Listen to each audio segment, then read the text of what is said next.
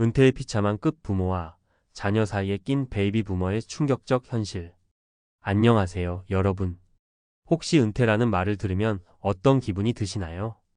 이제 일에서 벗어나 자유로운 시간을 즐길 수 있겠다. 그동안 너무 열심히 살았으니 푹 쉬어야지라는 기대감이 드실 수도 있고, 정기적 소득이 사라지면 어떻게 살아가지? 아직 자녀들이 독립 못했는데 같은 막막함이 스쳐갈 수도 있을 겁니다. 사실 은퇴라는 단어가 주는 느낌은 사람마다 다를 거예요.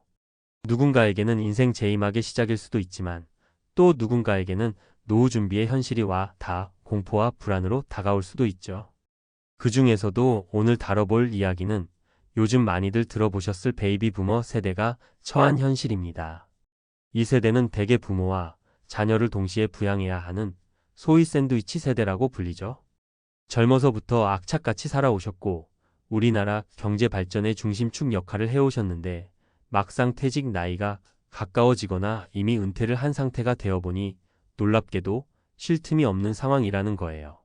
한편으로는 부모님을 보살펴야 하고 다른 한편으로는 아직 자녀들이 완전히 독립하지 못해서 뒷바라지가 필요한 상황입니다. 그런데 본인 노후 자금은 정작 충분하지 않고 손주 돌봄까지 맡게 되는 경우도 적지 않죠. 오늘은 이런 베이비 부머 세대가 왜 은퇴를 제대로 맞이하기 어려운지, 그리고 그 현실이 얼마나 충격적인지 사례를 통해 살펴보려고 해요. 구체적으로 3가지 이야기를 나눠보겠습니다.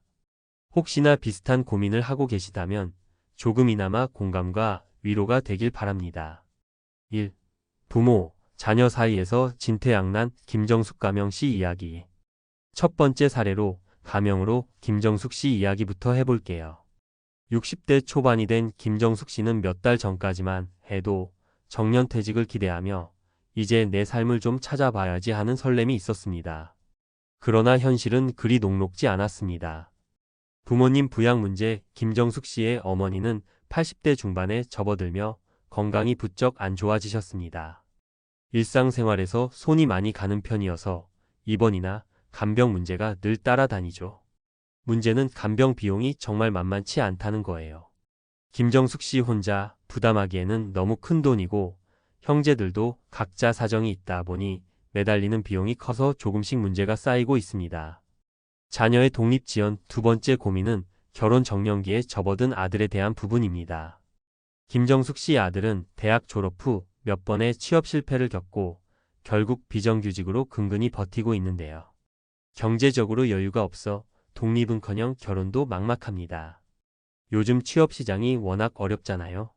부모 입장에서는 자녀가 좀 더 안정적인 직장에 들어가길 바라는 마음에 계속 학원비나 용돈을 보태주곤 했지만 그게 결국 김정숙 씨 노후 자금을 깎아먹는 결과가 되었습니다. 이런 상황에서 김정숙 씨가 최근 퇴직을 하면서 가장 큰 문제가 된 건 정기 수입의 공백이에요. 이때부터는 연금을 기대해야 하지만 대한민국 평균 연금이 현실적으로 생활비를 제대로 커버해주진 않습니다. 모아둔 돈도 기대만큼 많지 않고요. 그래서 김정숙 씨는 퇴직 직후 다시 파트타임으로 일자리를 알아보는 중입니다. 그런데 나이도 있고 최근 경기 침체 등 여러 요인 때문에 적절한 자리를 찾기 쉽지 않아요. 젊어서부터 자녀 교육을 위해 또 부모님 병원비를 위해 노력했는데 정작 자기 자신을 위한 은퇴 준비는 뒷전이 된 셈이죠. 여기서 느껴지는 건 은퇴를 해야 하는데 못한다 라는 절망감이에요. 너무 오래 기다린 은퇴였는데 막상 닥치고 보니 쉴 수가 없다는 겁니다. 김정숙 씨 같은 분들이 요즘 아주 많습니다. 평생 맞벌이 했는데 남은 건 빚. 최윤성 가명 씨 이야기.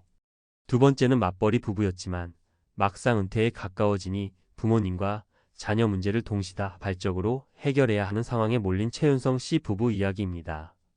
이 부부는 50대 후반인데 젊었을 때부터 정말 악착같이 일해서 수도권에 내 집 마련까지 했습니다. 그 덕에 어느 정도 안정감을 느꼈지만 갑자기 닥친 경제 위기와 예상치 못한 지출이 겹치면서 상황이 크게 바뀌었죠.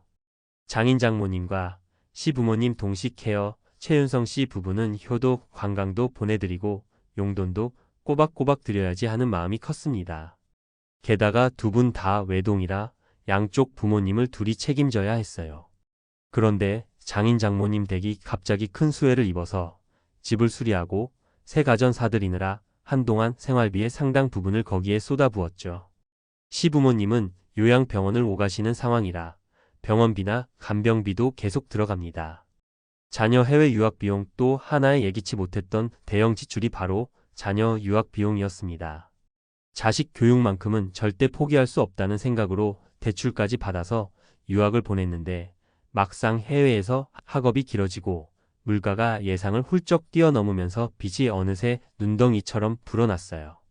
어느새 부부의 나이가 50대 후반이 되었고 앞으로 몇 년 후에 정년이라는 기점이 다가오는데 대출 상환이 남아있으니 은퇴를 차마 엄두도 못 내고 있습니다. 그럼에도 불구하고 부모님들 간병과 자녀 교육 지원은 끊을 수가 없어요. 이 와중에 집의 대출 금리가 오르고 모아둔 돈에서 계속 빠져나가니 이분들 입장에서는 내 인생의 은퇴는 물 건너갔다는 씁쓸함이 크겠죠. 맞벌이 부부가 되면 보통은 경제적으로 좀 여유롭겠다라고 생각하기 쉽지만 현실은 무조건 맞벌이라고 해서 무조건 여유로운 것도 아닙니다.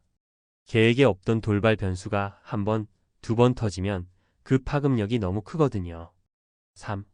자녀 양육 손주, 돌봄까지 이민재 가명 씨 이야기.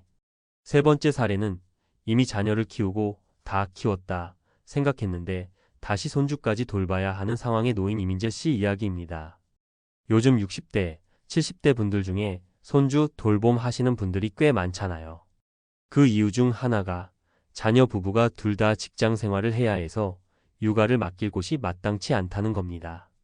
어린이집이나 유치원 등원 시간 전후로 아이를 봐줄 사람이 필요하고 퇴근이 늦어지면 당연히 할머니나 할아버지가 아이를 돌봐줘야 하죠.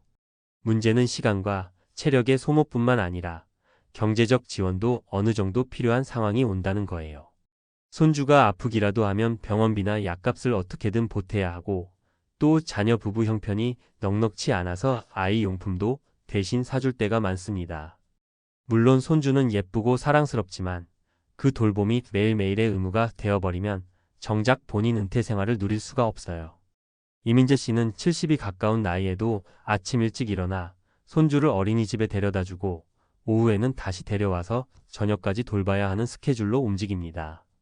최근에는 허리 통증이 심해졌는데 병원 갈 시간조차 제대로 못 내고 있어요. 자녀 부부가 혹시 눈치라도 볼까 봐 힘들다는 말도 꺼내기 어렵습니다. 게다가 자녀 사정도 빠듯하니 내가 더는 못해주면 어쩌나 하는 죄책감마저 든다고 하네요. 원래는 가벼운 여행도 다니고 친구들과 취미생활도 즐기며 살아보고 싶었는데 손주 돌보느라 모든 스케줄이 무의미해졌습니다. 연금이 많으면 또 모를까? 가진 돈도 적고 부모와 자녀 사이를 오가며 이미 재정이 많이 빠져나간 터라 은퇴라기보다는 여전히 삶의 무게가 가득하죠. 베이비 부머 세대의 은퇴 왜 비참한가? 위 사례들을 보면 겉에서 보기엔 그래도 안정적으로 살아왔겠지라고 생각하기 쉽지만 속을 들여다보면 부모 부양 자녀 지원이라는 2중, 3중 부담으로 인해 은퇴를 제대로 준비할 여력이 부족했다는 공통점이 있어요. 평생 열심히 일해왔지만 내 노후를 위한 저축이나 투자는 생각보다 신경 쓸 틈이 없었던 거죠. 또한 주거비, 간병비, 교육비 같은 큰 지출이 예상치 못한 시점에 훅 치고 들어오면 누구라도 당황할 수밖에 없습니다. 직장에 다닐 때는 어떻게든 월급으로 커버가 되지만 퇴직 후에는 소득 구조가 완전히 바뀌니까요. 연금이 적거나 아예 연금이 없는 분들도 계시고 개인연금을 들어놨더라도 그 금액이 턱없이 부족할 수 있습니다. 무엇보다도 요즘은 연장 근무나 재취업이 쉽지 않은 시대입니다. 나이는 들었고 경력은 많아도 마땅한 일자리를 구하기가 어렵고 설령 구해도 임금이 많이 낮아지는 게 현실이죠. 이런 복합적인 문제들이 겹치다 보니 베이비 부머 세대에게 은퇴는 비참하다는 표현까지 나오게 된 겁니다. 그럼 어떻게 해야 할까? 현실적인 문제로 많은 분들이 이미 은퇴 직전이거나 은퇴를 맞이해버린 상태일 거예요. 그렇다고 우리가 손 놓고 어쩔 수 없다며 포기할 수는 없잖아요. 어떤 분들에겐 조금 늦은 감이 있겠지만 그래도 몇 가지 방향을 고민해 보실 수 있습니다. 부모 자녀와의 재정 분담, 구조, 재정비.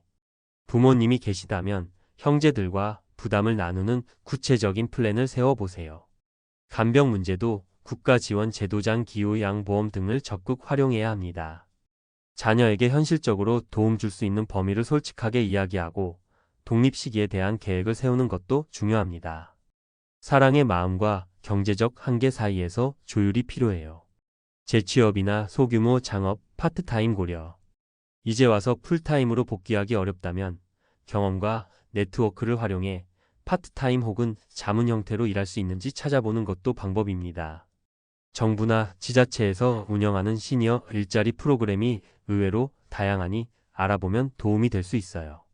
의료 주거 지원 제도 파악하기.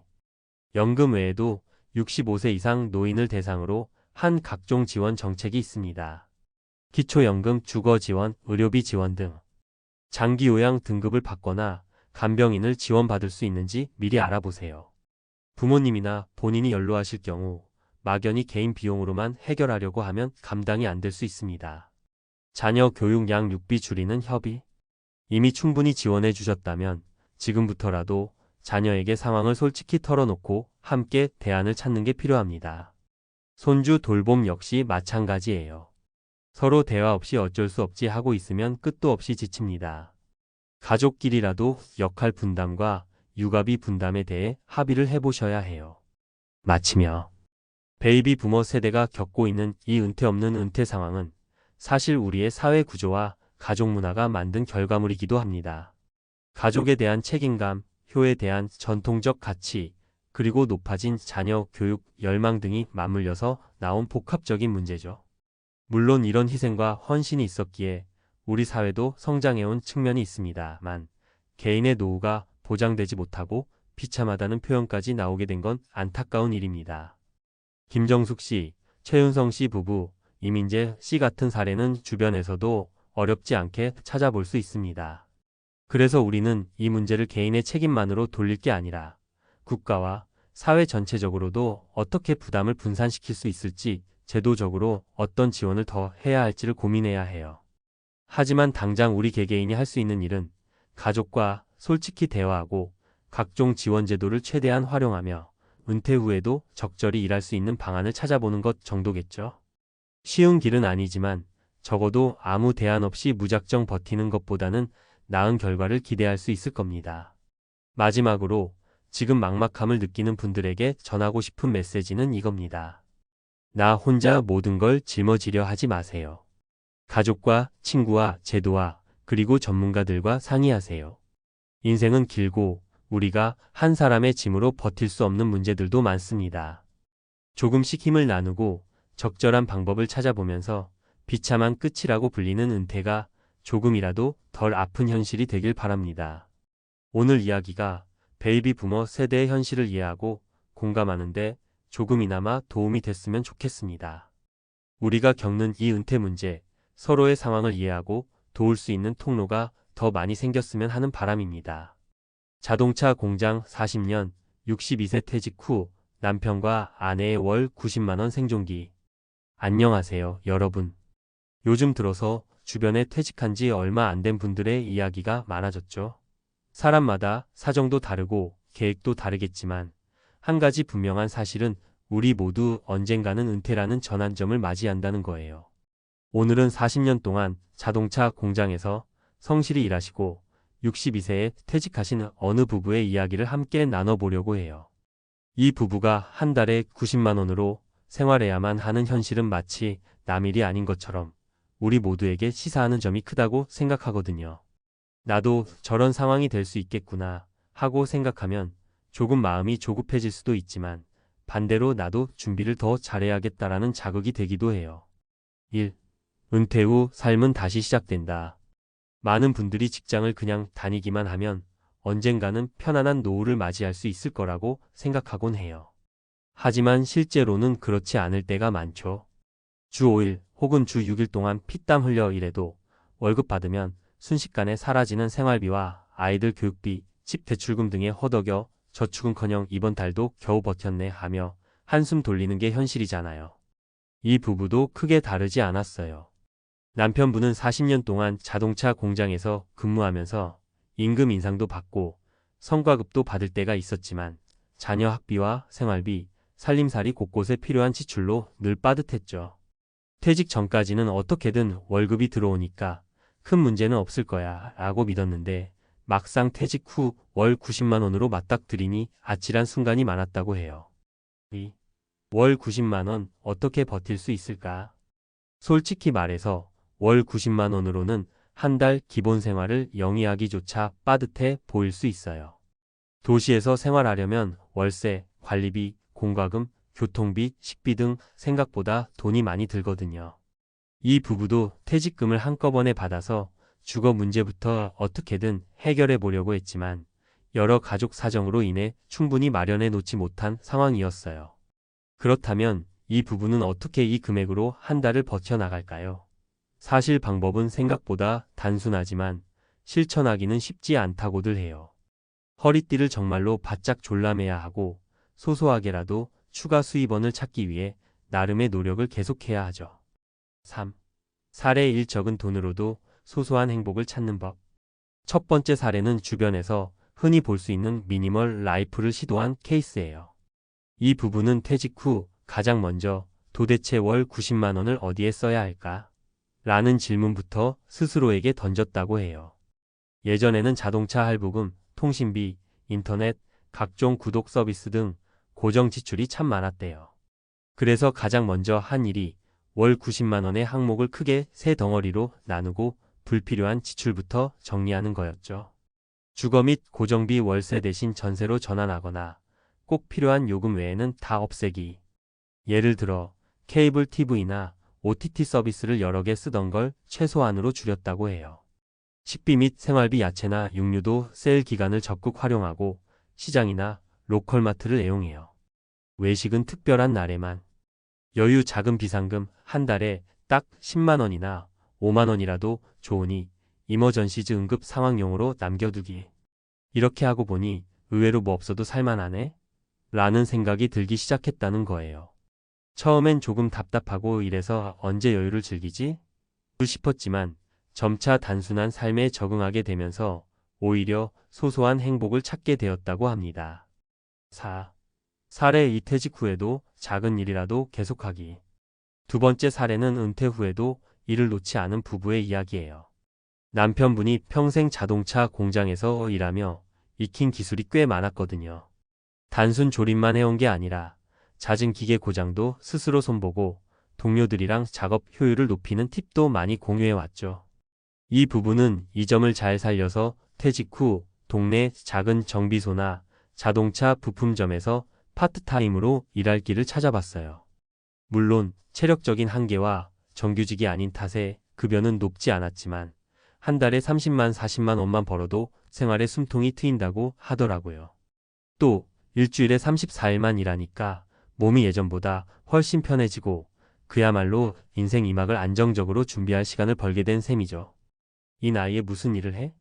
라고 생각하기 쉽지만 오히려 퇴직 후에 일을 조금이라도 하니까 활력도 생기고 사회적 교류도 유지하게 되어서 우울감 예방에 큰 도움이 됐다는 후문이에요. 5. 사례 3. 지역 커뮤니티와의 협업으로 해결책 찾기. 세 번째 사례는 조금 색다른 방법인데요. 은퇴 후에 내가 살고 있는 지역 커뮤니티 혹은 지자체에서 운영하는 각종 프로그램에 참여해 보는 거예요. 예컨대 구청이나 시청에서 운영하는 시니어 취업 지원 프로그램 또는 중장년 재취업 교육 혹은 동네 도서관에서 진행하는 인생 2막 과정 같은 것들이 있어요. 이 부부도 처음에는 내가 이제 와서 무슨 교육을 받아. 컴퓨터도 잘 못 다루는 데라며 주저했대요. 그런데 막상 문을 두드려 보니 비교적 저렴한 혹은 무료인 취업 교육을 들을 수 있었고 온라인으로 간단한 문서 작업을 배울 수 있는 기회도 얻었죠. 이후 남편분은 동네 아이들을 위한 과학 실험 수업 보조교사로 일할 기회를 잡았어요. 주당 몇 시간 일하지는 않지만 한 달에 20만 30만 원 정도의 소득이라도 생기는 게 어딘가요? 아내분도 동네 행정복지센터에서 가끔 필요한 상담 업무를 도울 기회를 얻었다고 해요.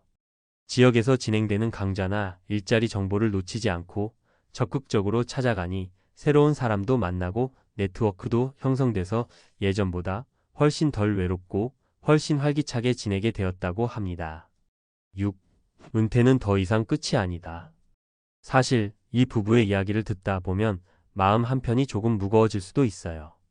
하루 종일 열심히 일했는데 결국 퇴직 후에 이렇게 허리띠를 졸라매야 하는 현실이라니 하는 생각이 들죠.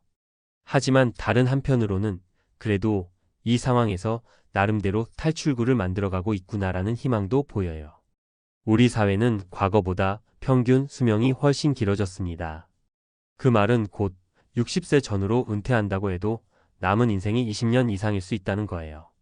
이 기간을 단순히 쉬기만 하는 시간으로 보내기에는 너무 길고 또 그렇게 하려면 적지 않은 경제적 준비가 필요하죠. 결국 은퇴 후 삶을 안정적으로 꾸려나가려면 준비와 계획이 필수적일 수밖에 없어요. 7. 조금 일찍 시작하는 은퇴 준비. 가장 이상적인 건 미리미리 준비하는 거겠죠. 30대, 40대에는 아이들 교육비나 주택 자금 등 지출이 많아서 힘들 수 있지만 그래도 조금이라도 덜 쓰고 조금이라도 더 모으자라는 생각을 늘 염두에 두면 차이는 분명히 생긴다고 해요. 퇴직 후 건강보험료, 연금 수령액, 기타 세금 등을 미리 따져본다. 50대에 들어서면 사회적 네트워크도 챙겨둔다. 퇴직 후 어딘가에 얽혀 일할 수도 있고 정보를 주고받으면서 서로 도움받을 길이 생길 수 있어요. 자산관리 원금 손실 위험이 큰 투자만 하지 않고 금리 상승기에는 예적금 상품에도 눈을 돌려볼 필요가 있어요. 8. 마음가짐의 전환이 필요한 시점. 이 부부가 가장 강조하는 건 마음가짐이라고 해요. 갑자기 소득이 뚝 떨어져서 우울해지고 나는 이제 끝났어라는 생각에 빠지면 좋을 게 하나도 없거든요. 사람은 누구나 무력감을 느낄 때가 있지만 그 감정을 방치하면 점점 스스로를 괴롭히기 마련이죠. 오히려 이 부부처럼 어떻게 하면 내가 지금 가진 돈을 90만 원을 최대한 알차게 쓸 수 있을까? 어디 가면 소소하게라도 돈을 벌 수 있을까? 우리 동네에 어떤 프로그램이 있는지 알아볼까? 이런 식으로 호기심을 갖고 찾아다니면 생각보다 길이 열리기도 하더라고요. 9. 정리하며. 오늘 이야기를 요약하면 은퇴는 결코 끝이 아니라는 거예요. 40년 동안 자동차 공장에서 성실히 일하셨던 62세 남편분이 퇴직 후 한 달 90만 원으로 아내와 함께 사는 건 분명 쉽지 않은 도전이지만 그래도 방법은 존재해요. 허리띠를 졸라매고 새로운 일을 조금이라도 찾고 지역 커뮤니티나 각종 프로그램을 적극적으로 활용하면 의외로 또 다른 삶이 펼쳐진다는 거죠. 우리 모두 언젠가는 일을 그만두고 정년을 맞이하고 그 뒤의 시간을 어떻게 보낼지 고민하는 날이 찾아와요. 그렇다면 지금부터라도 조금씩 준비하는 게 좋겠죠. 혹시 이미 은퇴하신 분들도 계시다면 늦었다고 낙담하기보다는 작은 것부터 다시 시작해보는 게 중요하다고 생각합니다.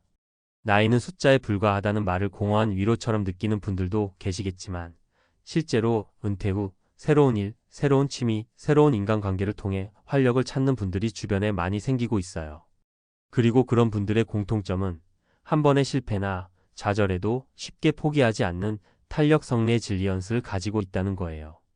돌아보면 이 부부도 처음부터 완벽하게 잘 해낸 건 절대 아니었어요. 퇴직 후 한동안은 매일같이 집에서 서로 짜증을 내기도 하고 경제적 압박감에 싸우기도 하셨대요. 그래도 조금씩 머리를 맞대고 이걸 어떻게 헤쳐나갈까 고민하다 보니 길이 보이기 시작했고 또 한 번 용기를 내서 밖으로 나가보니 생각보다 주변에 도움을 구할 곳이 많았다고 해요. 지금 이 글을 읽고 계신 여러분도 혹시 퇴직 후 경제적 고민이나 앞으로 어떻게 살아야 할지 막막함을 느끼고 계신가요? 그럼 주변에 있는 다양한 통로부터 찾아보세요.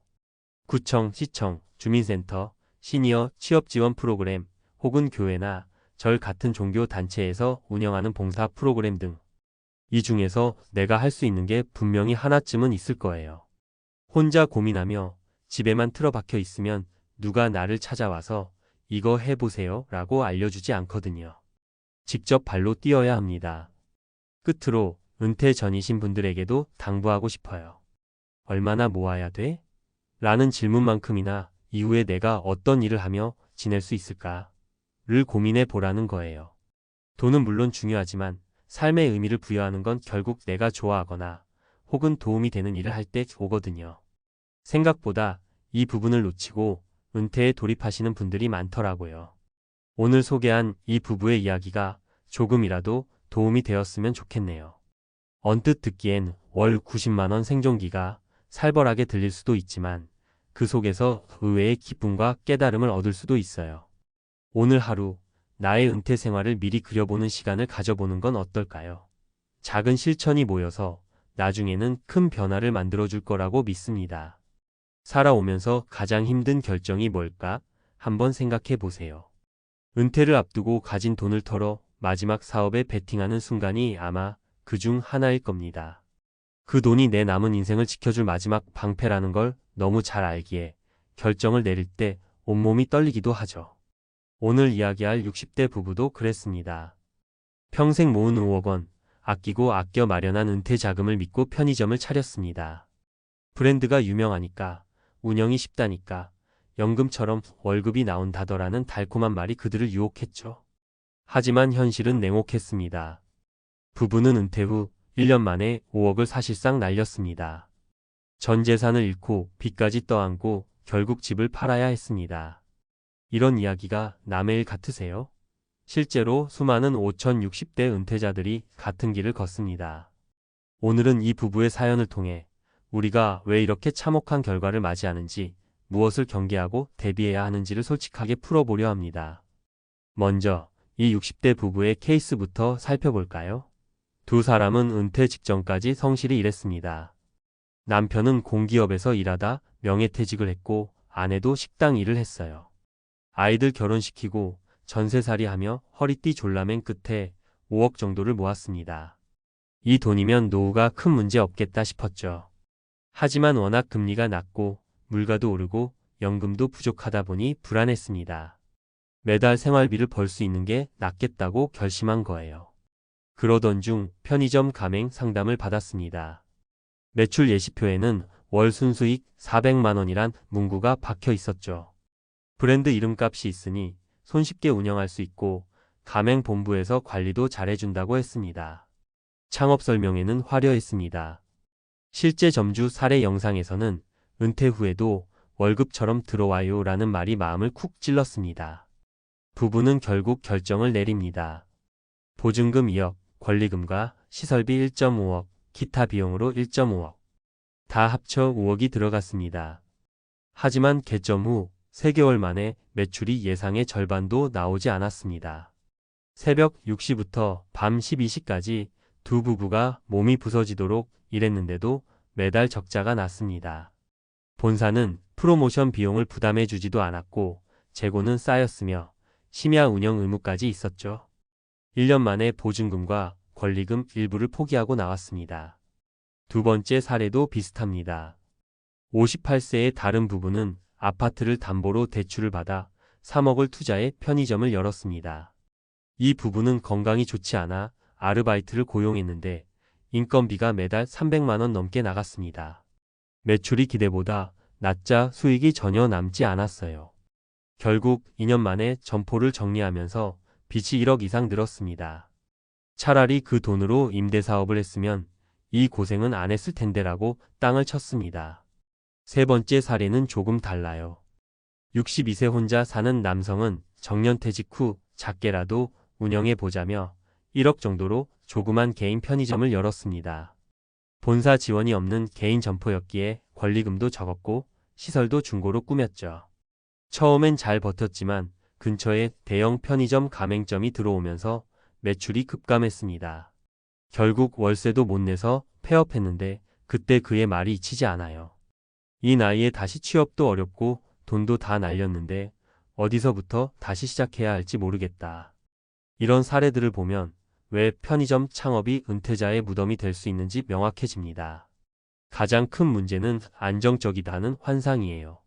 가맹본부는 위험을 은퇴자에게 떠넘기고 손해는 가맹점주가 고스란히 짊어집니다.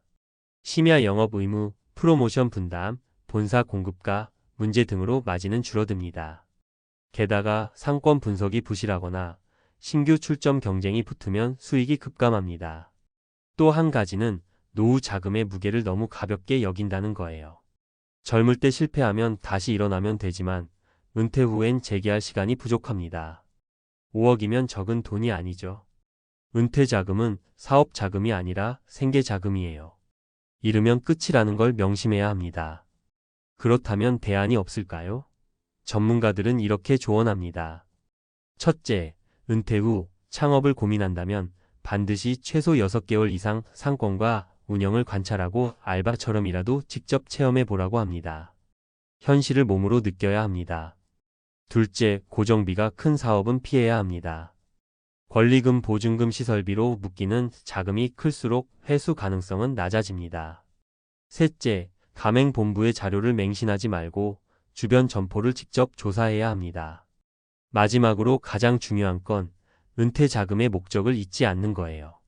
편안한 노후, 최소한의 안전망, 의료비 대비 이걸 잃으면 모든 게 무너집니다.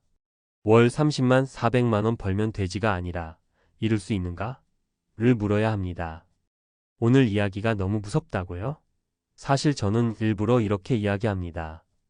은퇴 후 창업을 너무 가볍게 생각하는 분들이 너무 많거든요. 주변에 이런 부부가 있다면 꼭 말려주세요. 나이 들어 일할 힘도 잃은 후 빈털터리가 되는 건 너무나 가혹한 일이니까요. 우리 모두의 노후가 이런 비극이 되지 않기를 바랍니다. 60대 부부의 5억 참사는 우리에게 분명한 경고를 주고 있어요. 내 돈을 지키는 게 가장 큰 수익이라는 사실을요. 은퇴는 도전의 시간이 아니라 지혜를 발휘해야 하는 시간입니다. 앞으로 창업을 고민한다면 오늘 이야기 꼭 기억해 주세요. 이 돈을 잃어도 괜찮은가? 를 먼저 물어보는 것부터가 시작입니다. 이제 앞서 이야기했던 60대 부부의 편의점 창업 실패 사례를 발판 삼아 전문가적 시각에서 왜 이런 일이 일어나는가, 어떻게 예방할 수 있는가를 더 구체적으로 풀어보겠습니다. 특히 독자가 실제로 활용할 수 있도록 현실적인 수치와 팁, 주의사항을 담아 이야기해 보겠습니다. 자, 먼저 우리가 왜 이런 비극적 실패를 반복하는지부터 따져봐야 해요. 많은 50대, 60대 분들이 은퇴 직후 사업을 생각할 때 마음속 계산은 이렇습니다. 은행 금리가 3%도 안 돼서 이자로 한 달에 100만 원도 못 받는데 편의점 하면 월 300만 원이라도 나오지 않을까? 겉으로 보면 맞는 말 같죠? 하지만 여기서 치명적 착각이 나옵니다. 월 300만 원이라는 건 매출이 아니라 순수익이에요. 게다가 순수익을 보장해주는 사업은 없습니다.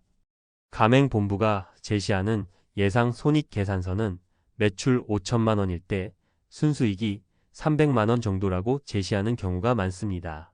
문제는 이 5천만 원 매출 자체가 상권, 입지, 경쟁, 운영 능력에 따라 극단적으로 달라진다는 겁니다.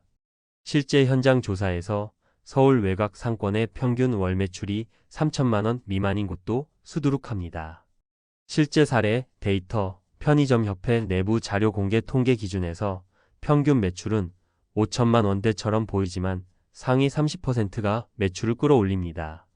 하위 30%는 3천만 원 미만인 경우가 흔합니다. 심야 영업 의무 매장 기준 인건 비하 간 아르바이트로만 월 25만 300만 원이 나가는 곳도 있어요. 부부가 교대로 16시간 직접 일해도 버겁죠. 그러니 첫 번째 경고는 이거예요. 순수익 월 300만 원의 환상을 깨세요. 편의점 매출은 상권 분석이 전부입니다. 주변에 아파트 단지가 늘어난다. 유동인구가 많다. 새 경쟁점이 생길 여지가 없다. 이런 요소를 최소 6개월 이상 발품 팔아 직접 확인해야 합니다. 보증금, 권리금, 시설비를 가볍게 보지 마세요. 많은 분이 보증금은 나중에 돌려받을 수 있다고 생각합니다. 실제로는 권리금 인테리어 비용이 더 큽니다. 평균 가맹 편의점 신규 개점 시 초기 비용 예시. 가맹비 3,500만 원. 인테리어 1억 1.5억 원. 보증금 1억 2억 원. 초도 상품비 3천만 원 5천만 원. 합쳐서 최소 3억, 보통 4억 이상이 드는 경우가 흔합니다. 문제는 권리금은 망하면 그대로 날아간다는 점이에요. 보증금도 임대차 계약 해지로 인해 일부 손실을 보는 경우가 많습니다. 한번 들어가면 발이 묶입니다. 팁. 내가 이 돈을 전부 잃어도 괜찮은가? 라는 질문을 진지하게 하세요. 가능하면 초기 투자 비용을 1억 이내로 줄일 수 있는 다른 모델을 먼저 찾아보세요. 본사 지원을 맹신하지 마세요. 설명회에서 가장 많이 하는 말이 본사에서 프로모션을 지원한다는 거예요. 하지만 계약서를 보면 현실은 다릅니다.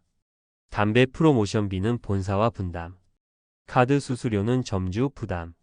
폐기 상품 비용도 점주 부담. 결국 순수익 300만 원이 프로모션 비용 분담과 폐기 손실로 훅 깎입니다. 팁. 실제로 영업 중인 점주 3명 이상에게 반드시 물어보세요. 폐기 비용 한 달에 얼마나 나가세요? 심야 아르바이트비 얼마 쓰세요? 순이익 얼마 남으세요? 이게 가장 정확한 정보입니다. 심야 영업 의무, 체력적 부담을 현실적으로 계산하세요.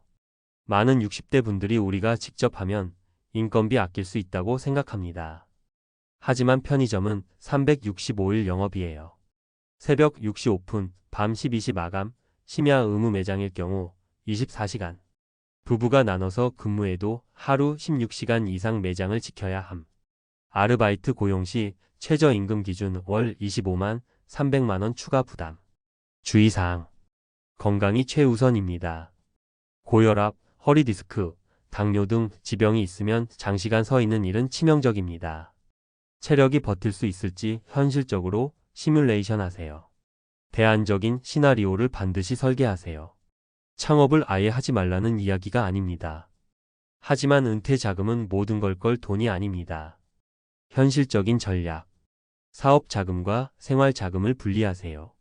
5억 중 2억만 사업 자금으로 쓰기. 사업 실패 시 재기의 시간을 계산하세요. 아직 60대 초반이라면 재취업이 가능할지. 임대사업, 금융상품, 상가 지분 투자 등 고정비가 적은 모델도 비교 검토하세요. 전문가와 반드시 상의하세요. 창업 컨설팅, 상권 분석 전문가, 회계사, 노무사. 돈이 드는 상담이라도 꼭 받아야 합니다. 실제 상담 사례에서 가장 흔한 실수가 설명회에서 들은 말만 믿고 계약하는 겁니다. 계약서 검토 시 위약금 조항, 심야 영업 의무, 프로모션 비용 분담을 꼭 확인. 상권 분석 보고서에 담긴 유동인구 추정치가 현실적인지 비교. 마지막으로 제가 만난 한 전문가의 말이 기억납니다. 노후 자금 5억은 사실상 은퇴자에게는 50억과 맞먹는 가치가 있다. 맞습니다. 젊을 땐 5억을 잃어도 20년, 30년 일하면 만회가 가능합니다.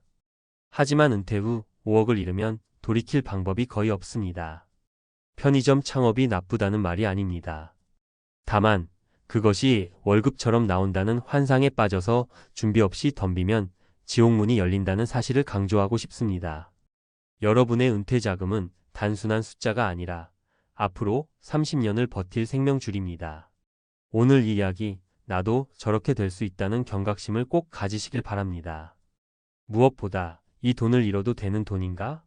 를 묻는 것부터가 진짜 준비의 시작입니다. 이게 전문가로서 드릴 수 있는 가장 현실적이고 진심 어린 조언입니다. 교장으로 퇴직한 62세 김 선생님, 은퇴 후 6개월 만에 무너진 삶. 이라고 하면 처음에는 아니, 교장까지 했던 분이 왜 무너지지? 하고 놀라실 수도 있어요. 사실 우리 주변을 보면 오랫동안 직장에 몸담았던 분들이 퇴직 후 갑자기 무너져 버리는 이야기가 종종 들리잖아요. 명예로운 직함과 안정적인 수입, 사회적 인맥이 모두 한꺼번에 사라지면 그 빈자리가 생각보다 훨씬 클 수밖에 없습니다. 그런데 정작 본인은 퇴직하기 전에는 그런 공허함이나 두려움을 잘 몰라요. 난 퇴직하면 그동안 못해본 취미도 하고 여행도 다니면서 행복하게 지낼 거야 라고 자신 있게 말하지만 막상 그 시간이 다가오면 막연한 두려움과 막막함이 찾아오는 거죠. 오늘은 김 선생님 이야기를 구체적으로 들어보면서 은퇴 준비와 은퇴 후 삶에 대한 여러 가지 현실적인 고민들을 나눠볼까 합니다. 1. 교장 생활 10년, 퇴직 후 6개월 만에 찾아온 공허함. 김 선생님은 30년 넘게 학교에 몸담아 오셨어요. 젊은 시절부터 학생들을 가르치고 이후 교장까지 올라가면서 이 분야에서는 더 이상 부족함이 없다라고 자부하셨죠. 그런데 퇴직하고 딱 6개월이 지나니까 삶이 급격히 무너지는 걸 경험했다고 합니다. 왜 그런 일이 생겼을까요? 제가 김 선생님 입을 빌려 말씀드리면 늘 매일같이 출근하고 회의하고 아이들과 교직원들을 만나왔는데 이제는 나를 찾아주는 사람도 없고 스스로 할 일도 딱히 없는 거예요. 아침에 눈을 떠도 내가 오늘 뭐 해야 하지? 이런 생각부터 들고 과거의 직함도 지금은 아무 소용이 없잖아요. 시간만 많아졌고 이걸 어떻게 써야 할지도 모르겠고 몸은 편한데 마음이 불편하더라고요라고 하셨어요. 사실 이게 상당히 흔한 경우예요. 퇴직 후 현역 시절의 바쁨이나 중요한 자리가 사라지면 본인이 마치 허공에 붕 뜬 것 같은 느낌이 들죠. 그렇다면 김 선생님은 어떻게 극복하려고 노력했을까요? 처음에는 주변 지인들과 골프도 치고 친구들과 여행도 몇 번 다녀보셨다고 해요. 하지만 그걸로도 몇 달 정도 지나면 또 다시 허무함이 밀려오더라는 거예요. 결국 은퇴 후 삶을 제대로 준비하지 않으면 물리적인 휴식이나 여가만으로는 우리의 마음까지 채워주지 못한다는 걸 깨달으신 거죠. 이 동창 모임 부장님 사례난 은퇴 대비 잘했다고 생각했는데 김 선생님만 그런 게 아닙니다. 한 번은 제 동창 모임에서 만난 A 부장님 이야기를 해볼게요.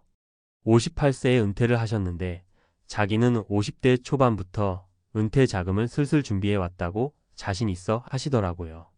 그래서 아파트도 미리 작은 평수로 옮겼고 적금이랑 펀드도 꽤 넣었다고 했죠. 은퇴 후 1년쯤 지나서 그분을 만났는데 얼굴이 많이 어두워 보이더라고요. 제가 아니 부장님은 그래도 재정적으로 준비 잘하지 않았어요. 왜 얼굴이 안 좋아 보이세요?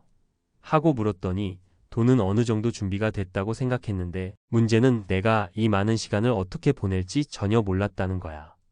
그리고 집에만 있다 보니까 부부 사이도 어색해지고 매일 티격태격하게 되는 거 있지.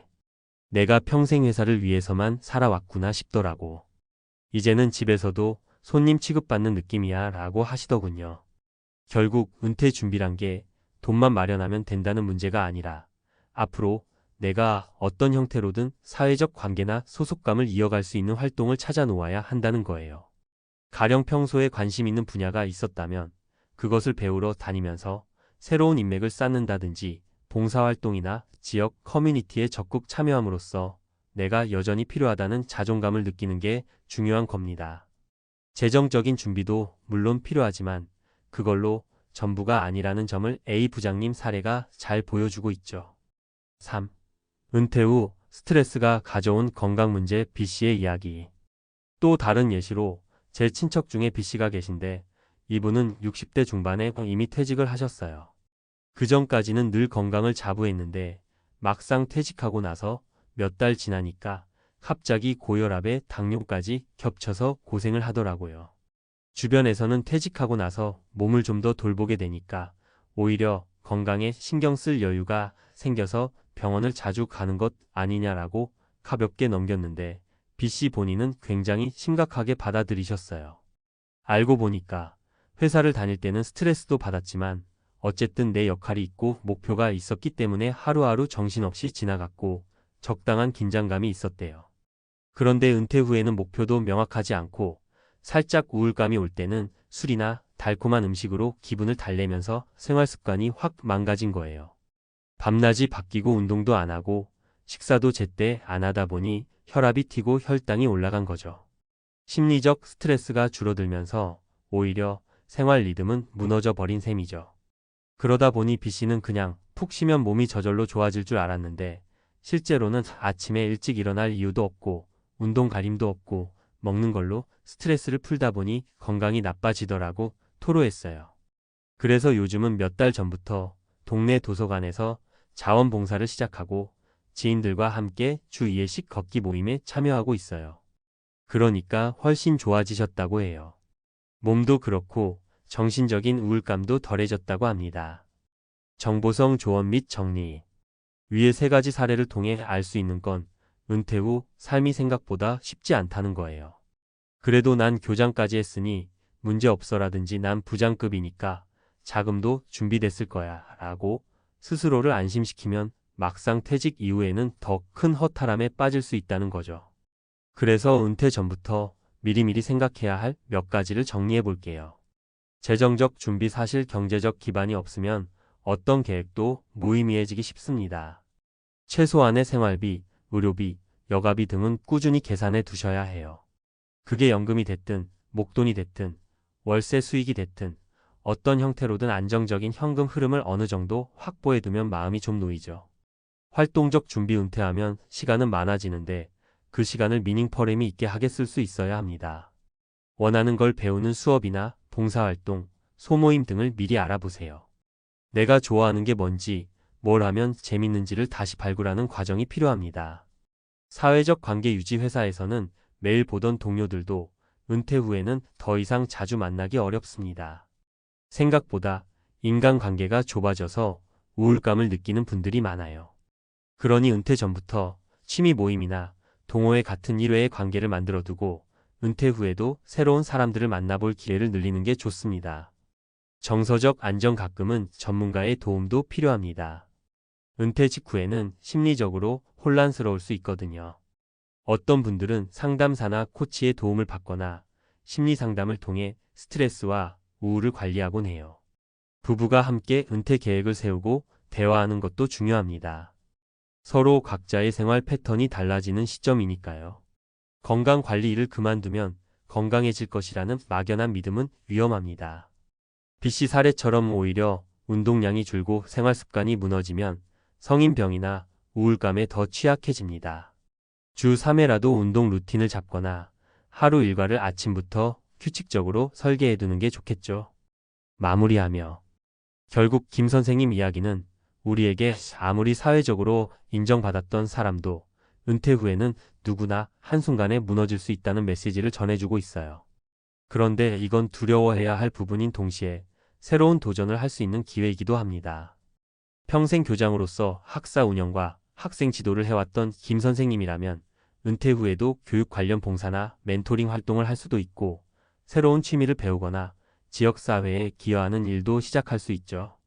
문제는 아직 그런 미래를 설계해보지 않았다는 거예요. 그래서 우리 모두 은퇴 전에 꼭 생각해야 할 것은 직장, 직함, 돈만이 전부가 아니란 사실입니다. 내가 정말로 하고 싶은 것, 내가 즐거워하는 것, 그리고 내 존재, 가치를 다시금 확인할 수 있는 무언가를 찾아야 한다는 거죠.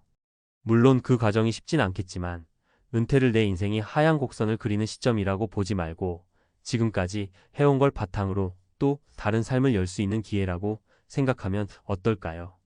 교장으로 퇴직한 62세 김 선생님, 은퇴 후 6개월 만에 무너진 삶이라는 다소 충격적인 문장이 결국엔 내가 미리 준비해야 할 부분이 많구나를 깨닫게 해주는 자극이 되길 바랍니다.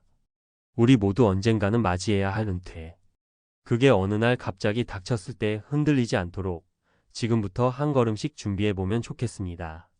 그리고 이미 은퇴를 하신 분들도 늦었다고 생각할 필요 없어요. 한번 잃어버렸다고 생각한 나의 존재감을 다시 찾아가는 것, 그것이 또 다른 인생의 출발점이 되어줄 테니까요.